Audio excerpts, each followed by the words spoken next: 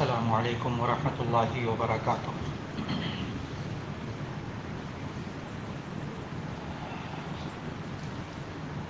بیان شروع کرنے سے پہلے مسجد انتظامیہ کی طرف سے کچھ ہدایات ہیں کہ اللہ رب العزت نے بڑا فضل و کرم فرمایا کہ کرونا کے وبائی مرض میں اللہ تعالیٰ نے بہت کمی کر دی، اور اب پھر اگر اس وقت میں اگر ہم احتیاطی تدابیر مزید اختیار کر رکھیں تو اللہ تعالیٰ دوبارہ آئندہ بھی اسے انشاءاللہ محفوظ رکھے گا۔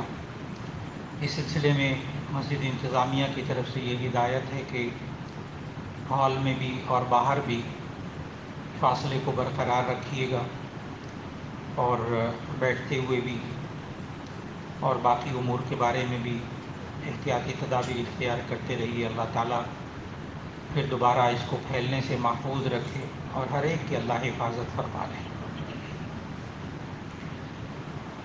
نحمدہ و نصلی علی رسولہ الکریم، اما بعد فاعوذ باللہ من الشیطان الرجیم، بسم اللہ الرحمن الرحیم۔ وآت ذی القربى حقہ والمساکین وابن السبیل، صدق اللہ العظیم۔ اللہ رب العزت نے انسان کو جو زندگی میں آداب سکھائے، ان آداب میں سے ان چیزوں کا تذکرہ ہو رہا تھا کہ جس سے ہمارے خاندان، ہمارا معاشرہ، ہمارا گھر اور امت مسلمہ مضبوط ہو، وہ کون سی چیزیں ہیں، ان چیزوں کا تذکرہ ہو رہا تھا گزشتہ ملاقاتوں میں۔ اور اگر ان چیزوں کا واقعی، ان ہدایات کا جو قرآن اور حدیث میں موجود ہیں، اگر ان ہدایات کا خیال رکھا جائے تو یہی انسان اپنے گھر کو مضبوط بنا لیتا ہے، خاندان کو مضبوط بنا لیتا ہے، معاشرے کو مضبوط بنا لیتا ہے۔ اور اگر ان ہدایات کا خیال نہ رکھا جائے تو پھر وہیں کمزوری پیدا ہو جاتی ہے، نقصان اور بے سکونی پیدا ہوتی ہے۔ آج جس موضوع کا تذکرہ مقصود ہے وہ یہ ہے کہ نفرتوں کو ختم کرنا اور دلوں میں جوڑ پیدا کرنا، کہ اللہ تعالیٰ نے اور رسول صلی اللہ علیہ وسلم نے ہمیں اس بارے میں جو ہدایات دی ہیں، یہ نفرتوں کا پیدا ہونا یہ بھی ایک فطری بات ہے، اور اس کے اسباب کیا ہوتے ہیں، وہ مختلف اسباب گھروں کے اندر، معاشرے کے اندر ہوتے ہیں۔ کبھی انسان ایک دوسرے سے نفرت اس لیے کرتا ہے کہ ایک انسان دوسرے انسان کا احترام نہیں کرتا، یعنی بے عزتی کرتا ہے، اس سے نفرت پیدا ہوتی ہے۔ کبھی انسان دوسرے سے برا سلوک کرتا ہے تو اس سے نفرت پیدا ہوتی ہے دو انسانوں کے درمیان۔ کبھی انسان دوسرے انسان کا حق مارتا ہے تو اس سے آپس کی نفرت پیدا ہوتی ہے۔ کبھی انسان کسی دوسرے کے راز فاش کر دیتا ہے، دو انسان آپس میں نفرت کرنے لگتے ہیں۔ اور پھر اسی طرح کبھی انسان، خاص طور پر بنیادی طور پر تین چیزیں، انسان کی جان، مال، عزت و آبرو، یہ تین بنیادی چیزیں ایسی ہیں کہ جن کی بے حرمتی ہونے کی وجہ سے دلوں میں نفرتیں پیدا ہوتی ہیں۔ بسا اوقات دو بھائیوں میں نفرت ہوتی ہے، بنیاد یہی تین چیزیں ہوتی ہیں: جان، مال، عزت و آبرو۔ اور نبی کریم صلی اللہ علیہ وسلم نے مدینہ منورہ کی اس اسلامی ریاست میں سب سے پہلے باہمی نفرتوں کو ختم کیا۔ یہ کہہ دینا کہ نفرت ختم کر دو، یہ نبی صلی اللہ علیہ وسلم نے اس ریاست کے اندر کوئی آرڈر جاری نہیں کیا، کوئی حکم جاری نہیں کیا کہ بس نفرتیں ختم کر دو۔ یہ ایسے ہی ہے جیسے کہ کوئی ڈاکٹر جو ہے وہ مریض کو کہے تم تندرست ہو جاؤ، اور نہ دوائی دے، نہ انجیکشن دے، نہ اس کو پرہیز بتائے، تو ظاہر ہے کوئی بھی ایسا نہیں کرتا معاشرے کے اندر۔ نبی صلی اللہ علیہ وسلم نے بھی صرف حکم جاری نہیں کیا کہ نفرتیں ختم کر دو، بس آج سے کوئی ایک دوسرے کے خلاف نفرت نہ رکھے، نہیں، اس کے اسباب کو ختم کیا، اس کے اسباب کو ختم کیا۔ یہاں تک کہ نبی صلی اللہ علیہ وسلم کا آخری خطبہ مبارک، حجۃ الوداع کا خطبہ مبارک، اس کے اندر یہ الفاظ تھے کہ دیکھو یہ آج کا دن کتنی حرمت والا، کتنی عزت والا ہے۔ حرمت کے نا دو معنی ہوتے ہیں، ایک عزت ہوتی ہے، ایک حرام ہونا ہوتا ہے۔ جیسے مسجد حرام کو، خانہ کعبہ کی جو مسجد ہے اس کو کہتے ہیں مسجد حرام، تو بہت سے لوگ ہوتے ہیں وہ سوال کرتے ہیں، کہتے ہیں اس کو تو مسجد حلال ہونا چاہیے تھا، یہ مسجد حرام اس کو کیوں کہتے ہیں؟ تو اصل میں وہ دو وجہ سے، حرمت کے وہاں دونوں معنی مراد ہیں۔ اس کو بیت اللہ کے ساتھ مسجد کو مسجد حرام اس لیے بھی کہتے ہیں کہ یہاں قتل و قتال حرام ہے، کسی کو مارنا، کسی کو تکلیف پہنچانا حرام ہے۔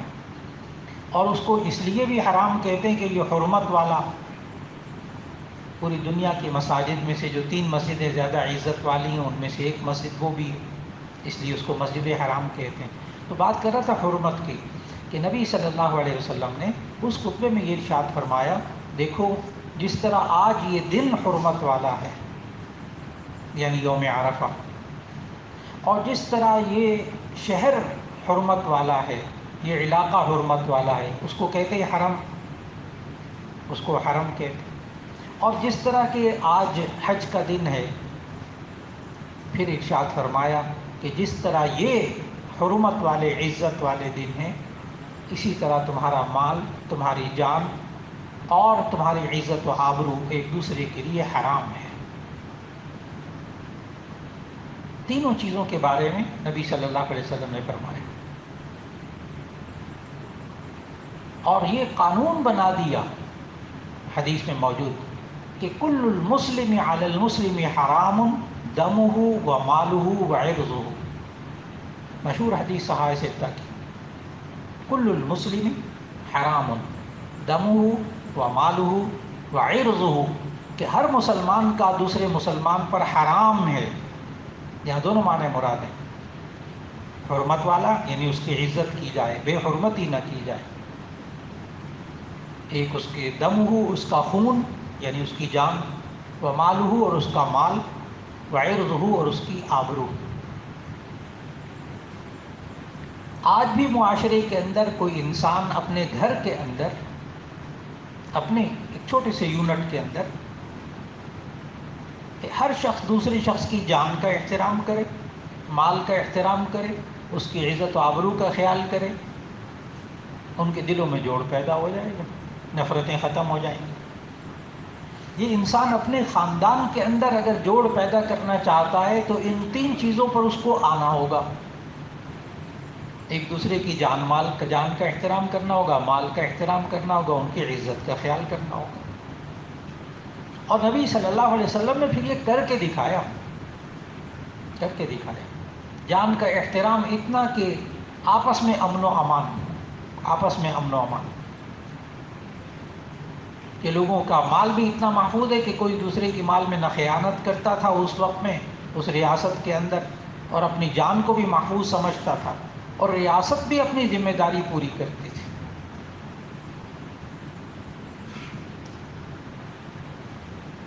یہاں تک کہ مدینہ منورہ کے اندر بالکل شروع میں ایک قبیلہ آ گیا، اہل عرینہ کے قبیلے کے 8 بندے آ گئے، بظاہر انہوں نے اپنے آپ کو مسلمان ظاہر کیا۔ جب وہ آ گئے تو ان کے بدن میں خارش بھی تھی اور پیٹ بھی پھولے ہوئے تھے، ان کے بیماری تھی پیٹ کی کوئی، ان کو بخاری شریف کی حدیث ہے۔ تو ان کو نبی صلی اللہ علیہ وسلم نے کہا کہ تم ان صدقے کی اونٹنیاں ہیں یہ مدینہ کے ارد گرد، تم اس کے دودھ پیو اور ان کے پیشاب بدن پر مل لو۔ چنانچہ انہوں نے ایسا کیا، وہ تندرست ہو گئے۔ جب تندرست ہو گئے تو انہوں نے انہی اونٹنیوں کے چرواہے، جو ظاہر صحابی تھے، انہی اونٹنیوں کے چرواہوں کو مارا اور اونٹنیوں کو لے کر بھاگ گئے، اور یہاں تک کہ وہ جو چرواہے تھے ان کی آنکھوں میں جاتے جاتے گرم سلاخیں بھی پھیری اور وہ اونٹنیوں کو لے گئے۔ نبی صلی اللہ علیہ وسلم نے صحابہ کی ایک جماعت کو پیچھے بھیجا، وہ پکڑ کر لے آئے۔ جب پکڑ کر لے آئے تو نبی صلی اللہ علیہ وسلم نے پھر ان 8 بندوں کو ڈاکے کی سزا، ڈاکو کی سزا ہے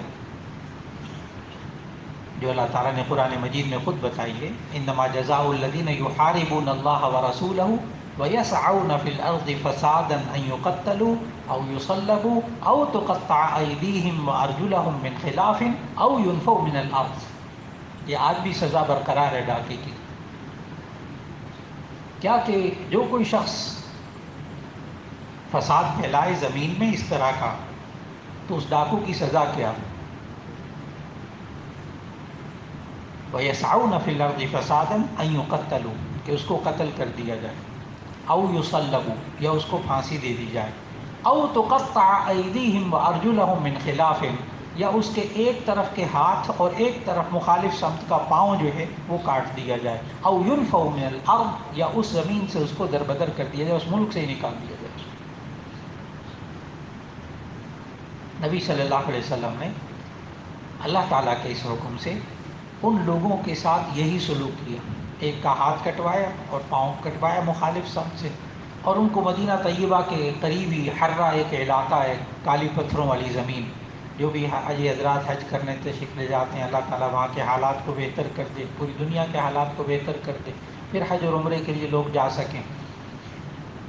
تو وہاں جب مدینہ منورہ سے جدہ ایئرپورٹ کی طرف اگر آپ آئیں تو وہاں درمیان میں راستے میں دونوں طرف کالی زمین، پتھر بھی کالے، پہاڑ بھی کالی، ریت بھی کالی، زمین بھی کالی، وہاں نشان، نام و نشان نہیں ہے کسی درخت کا، اتنی گرمی پڑتی ہے اس خاص علاقے میں۔ اس جگہ میں نبی صلی اللہ علیہ وسلم نے ان کو ڈلوا دیا، یہاں تک کہ وہ پیاسے مر گئے، رحمت للعالمین صلی اللہ علیہ وسلم، رحمت للعالمین صلی اللہ، تمام جہانوں کے لیے رحمت۔ لیکن اس سزا کے بعد پھر کیا کسی کی جرأت ہوگی کہ مدینہ طیبہ کی اسلامی ریاست کے باہر رہنے والے لوگ مدینہ میں آ کر مسلمانوں کے مال، ان کے مویشی، ان کو نقصان پہنچائیں اور واپس لے جائیں؟ اس کے بعد اس کا سلسلہ ہی ختم ہو گیا، کسی کی جرأت نہیں ہوتی تھی کہ مدینہ منورہ میں آ کے کسی مسلمان کے مال کو لے جائے، ان کے جانوروں کو لے جائے۔ میں نے کہا ریاست کی ذمہ داریاں بھی، ریاست کی ذمہ داریاں بھی، کہ وہ بھی پھر ان سزاؤں کو نافذ کرے جو اللہ اور اس کے رسول صلی اللہ علیہ وسلم نے فرمائے۔ ایک طرف تو وہ بھی ان کی بھی ذمہ داری، لیکن معاشرے کے افراد کی جو ذمہ داری اس میں نبی صلی اللہ علیہ وسلم نے بتائی، ہر ایک کی، ہر ایک کی۔ اور جس معاشرے کے اندر نہ کسی کی جان محفوظ ہو، نہ کسی کا مال محفوظ ہو، نہ کسی کی عزت و آبرو محفوظ ہو، تو ایسی صورت میں وہاں آپس میں دلوں کا جوڑ نہیں ہوا کرتا، وہاں آپس میں نفرتیں ہوتی ہیں۔ نفرتوں کو ختم کیسے کریں؟ جو انسان چاہتا ہو کہ میرے ادارے کے اندر بس وہ آپس میں سارے ملازم لڑتے ہی رہتے ہیں، بس میں کیا کروں، مینیجنگ ڈائریکٹر ہے، ایم ڈی ہے، فلاں ہے، وہ بس واحد حل، سب کو سکھائیے کہ ایک دوسرے کی جان کا احترام کریں، ایک دوسرے کے مال کا احترام کریں، ایک دوسرے کی عزت کریں۔ وہاں ان افراد میں سے، اس ادارے کے افراد میں سے اللہ نفرتوں کو ختم کر دے گا، سچے نبی صلی اللہ علیہ وسلم نے فرمایا۔ بالکل اسی طرح دلوں کے اندر جوڑ پیدا کرنے کے لیے نبی صلی اللہ علیہ وسلم نے کچھ نسخے سکھائے، نفرتوں کو ختم کرنے کے لیے، محبت کو پیدا کرنا، دلوں میں جوڑ پیدا کرنا، اس کے طریقے سکھائے۔ خود صحابہ کرام رضوان اللہ علیہم اجمعین کو نبی صلی اللہ علیہ وسلم ابھارتے تھے، ترغیب دیتے تھے، افلا ادلکم علی شیء اذا فعلتموہ تحاببتم، کیا میں تمہیں ایسی بات نہ بتاؤں کہ جب تم کرنے لگو تو تمہیں آپس میں محبت ہو جائے، دلوں میں جوڑ پیدا ہو جائے۔ بڑے آسان آسان نسخے نبی صلی اللہ علیہ وسلم نے سکھائے۔ اور ذہن میں رکھیے گا کہ اللہ تعالیٰ نے ہمیں قرآن مجید میں یہ سکھایا ہے، ما ينطق عن الهوى ان هو الا وحی یوحی۔ نبی صلی اللہ علیہ وسلم جو کچھ امت کو ہدایات دیتے تھے وہ اللہ کے حکم ہی سے دیتے تھے، وحی آتی تھی تو دیتے تھے، تو یہ بھی اللہ کے احکام میں سے ہے۔ تو نبی صلی اللہ علیہ وسلم نے صحابہ سے کہا کہ کیا میں تمہیں ایسی بات نہ بتاؤں کہ تم کرنے لگو تو تمہیں آپس میں محبت ہو جائے، دلوں میں جوڑ پیدا ہو جائے، نفرتیں ختم ہو جائیں۔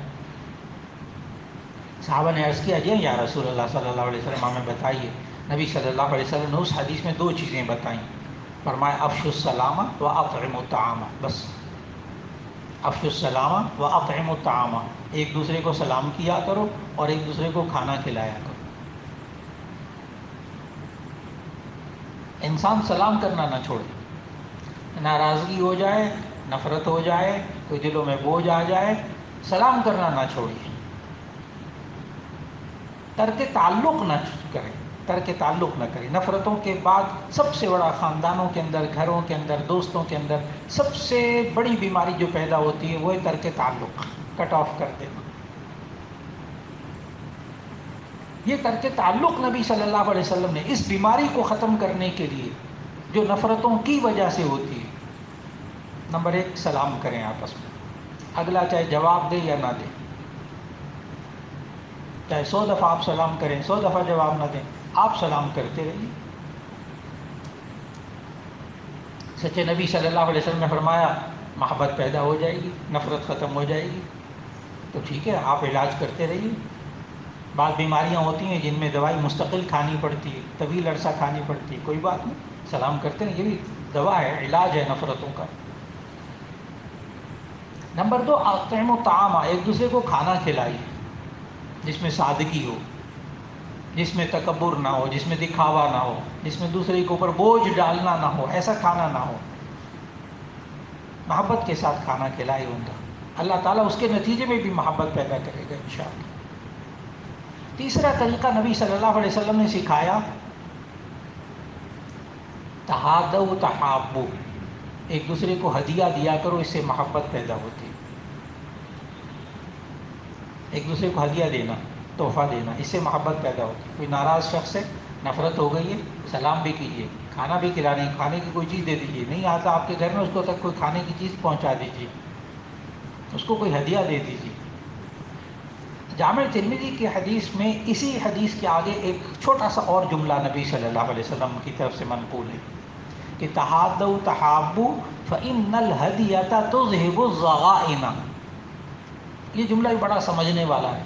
نبی صلی اللہ علیہ وسلم نے فرمایا تم ایک دوسرے کو ہدیہ دیا کرو، اس سے محبت پیدا ہوتی ہے۔ فإن الہدیۃ تذہب الضغائن، کیونکہ ہدیہ جو ہے وہ پرانے غصے، پرانے کینے کو نکال دیتا ہے۔ ضغائن، پرانا غصہ، پرانی کینہ، جسے ہم نفرت کہتے ہیں، وہ نفرت میں تو بدل جاتا ہے۔ ہاں البتہ اگر انسان دوسرے انسان سے کوئی ایسی تکلیف پہنچ جائے جو دل سے کبھی نہ نکلے، بس اوقات ہوتا ہے انسان معاف بھی کر دیتا ہے، سلام بھی کرتا ہے، کھانا بھی کھلاتا ہے، لیکن دوسرے بندے کی طرف سے ایسی تکلیف پہنچی ہوتی ہے کہ اس کا بوجھ ذہن سے نہیں نکلتا۔ جس کا بوجھ ذہن سے نہیں نکلتا اس پر اللہ کی طرف سے انسان کی پکڑ نہیں ہوتی۔ جس کا بوجھ انسان کے ذہن سے نہیں نکلتا اس پر اللہ کی پکڑ نہیں ہوتی، لیکن اس بوجھ کی وجہ سے وہ اس بندے کو نہ جان کو نقصان پہنچائے، نہ مال کو نقصان پہنچائے، نہ اس کی عزت و آبرو کو نقصان پہنچائے۔ اور یہ نبی صلی اللہ علیہ وسلم کے ساتھ خود ہوا، خود نبی صلی اللہ علیہ وسلم کے ساتھ ایک شخص کے جنہوں نے نبی صلی اللہ علیہ وسلم کے چچا حضرت حمزہ رضی اللہ تعالیٰ عنہ کو شہید کیا، اس شخص نے شہید کیا، اور ایک خاتون ہندہ، یہ ابو سفیان کی بیوی تھی، بعد میں فتح مکہ کے موقع پر اسلام قبول کیا، لیکن یہ ہندہ جو ہے اس نے حضرت حمزہ کا کلیجہ نکال کے، کلیجی جگر نکال کر اس کو دانتوں سے چبایا تھا۔ نفرتوں کی انتہا نا، نفرتوں کی انتہا۔ اور یہ جب فتح مکہ ہوا تو ان دونوں نے اسلام قبول کیا، اس قاتل نے بھی اور اس ہندہ نے بھی۔ اور ہندہ جو ہے نا یہ ابو سفیان کی بیوی، اور اگر میں رشتہ تھوڑا سا بتاؤں نا تاکہ رشتہ داری بھی سمجھ میں آ جائے، کہ ابو سفیان کی ایک اور بیٹی ہے جو ایک اور بیوی سے ہے، وہ زوجہ مطہرہ ہیں. ابو سفیان کے اسلام لانے سے پہلے ان کی شادی ہو گئی تھی، اور وہ تھی حضرت ام حبیبہ رضی اللہ عنہ. حضرت ام حبیبہ رضی اللہ عنہ یہ ابو سفیان کی بیٹی، یعنی ہندا ان کی سوتیلی ساس لگی نبی صلی اللہ علیہ وسلم کی. ابو سفیان کی ایک اور بیوی ہندا، ام حبیبہ کسی اور بیوی سے تھی ابو سفیان کی، تو سوتیلی ساس بھی لگی. اب وہ نبی صلی اللہ علیہ وسلم کے پاس آئے اسلام قبول کرنے کے بعد. یہ بھی آئے الگ، قاتل بھی، اور یہ ہندا بھی آئی الگ. ہندا نے تو اپنے اوپر کپڑا لپیٹا ہوا تھا، چھپایا بھی ہوا تھا اپنے آپ کو، اور آ کر بیعت کی نبی صلی اللہ علیہ وسلم سے، اسلام قبول کیا. نبی صلی اللہ علیہ وسلم نے پہچان لیا اور ان کو کہا دیکھو میں نے تمہیں معاف کیا، میں نے تمہیں معاف کیا، لیکن تم میرے سامنے نہ آیا کرو، تمہیں دیکھ کر مجھے میرے چچا کی یاد آ جاتی. اب وہ دل میں ایک انسان کے بحیثیت انسان ہونے کے اگر کوئی بوجھ رہ جائے تو اللہ تعالیٰ اس کی پکڑ نہیں کرے گا. بعض رشتہ داروں کی طرف سے، بعض دوستوں کی طرف سے، بعض احباب کی طرف سے ایسا دکھ پہنچتا ہے وہ بھولتا نہیں. ٹھیک ہے، نہ بھولے، اس پر پکڑ نہیں، اس پر پکڑ نہیں. اور پھر اس کے ساتھ ساتھ جب انسان نفرتوں کو ختم کرے، آپس میں دلوں کو جوڑے، خاص طور پر رشتہ داروں کے دلوں کو جوڑنے کی کوشش کرتا رہے، اللہ تعالیٰ اس کے ثمرات دنیا میں دکھاتا ہے. اس کا پھل اللہ دنیا میں انسان کو دے دیتا ہے، نقد پھل. آخرت میں اجر و ثواب ضرور ملے گا انشاءاللہ. اور وہ نقد پھل کیا ہوتا ہے؟ نبی صلی اللہ علیہ وسلم نے فرمایا من احب ان یبسط له فی رزقه وینسأ له فی اثره فلیصل رحمہ. اس پر عمل کر کے دیکھ لیجیے. سچے نبی صلی اللہ علیہ وسلم نے فرمایا، اثرات ظاہر ہوں گے. نبی صلی اللہ علیہ وسلم نے فرمایا من احب ان یبسط له فی رزقه، جو شخص یہ چاہتا ہے، پسند کرتا ہے، خوش ہوتا ہے اس بات سے کہ اس کے رزق میں اضافہ ہو اور اس کی عمر میں اضافہ ہو، تو اسے چاہیے فلیصل رحمہ، اسے چاہیے وہ صلہ رحمی کرے، رشتوں کو جوڑ کے رکھے، رشتہ داروں کے حقوق ادا کرتے رہے، نفرتیں اپنے اندر سے نکالتے. اللہ اس کے بدلے میں سکون بھی عطا فرمائے گا، اللہ اس کے بدلے میں رزق میں بھی اضافہ کرے گا. معلوم ہوا یہ آپس میں جھگڑنے سے اور آپس میں نفرتیں رکھنے سے، خاص طور پر رشتہ داروں سے، اس سے رزق میں کمی ہوتی ہے. اللہ سکون بھی اٹھا لیتا ہے، اس سے انسان کی زندگی میں بھی کمی ہوتی ہے. اب تو ماہرین نفسیات بھی یہ کہتے ہیں نا، جو بندہ زیادہ نفرتیں پال کے رکھتا ہے اس کی زیادہ زندگی لمبی نہیں ہوتی، اس کی مختصر چھوٹی زندگی، وہ جلدی بیماریوں میں مبتلا ہو جاتا ہے. اور جو بندہ نفرتوں کو ذہن سے نکال دیتا ہے، اب اس کے لیے آسان سا اصول، مختصر سا خلاصہ عرض کر دو کہ انسان کیسے نفرتوں کو ختم کرے. گھروں کے اندر، اپنے خاندانوں کے اندر، اپنے دوستوں کے اندر، کاروباری اداروں کے اندر ایک دوسرے کی جان کا احترام، اس کے مال کا احترام اور اس کی عزت و آبرو کا احترام، اور پھر اس سے آگے بڑھ کے اس کے ساتھ سلام کرتا رہے، اس کو کھانا کھلاتا رہے، اس کو کبھی کبھار ہدیہ تحفہ دیتا رہے، تو اللہ رب العزت انشاءاللہ العزیز آپس میں دلوں میں سے نفرتیں ختم فرما دے گا. اللہ رب العزت پوری امت مسلمہ میں آپس میں دلوں میں جوڑ پیدا فرما دے، گھروں کے اندر سے نفرتیں ختم فرما دے، رشتہ داروں کے اندر سے نفرتیں ختم فرما دے. وآخر دعوانا ان الحمدللہ رب العالمین. ایک دفعہ پھر التماس ہے مسجد انتظامیہ کی طرف سے کہ مسجد کے ہال میں بھی اور باہر بھی ایس او پیز کا خیال رکھتے ہوئے تھوڑا تھوڑا فاصلہ رکھ لیجیے اور زیادہ رش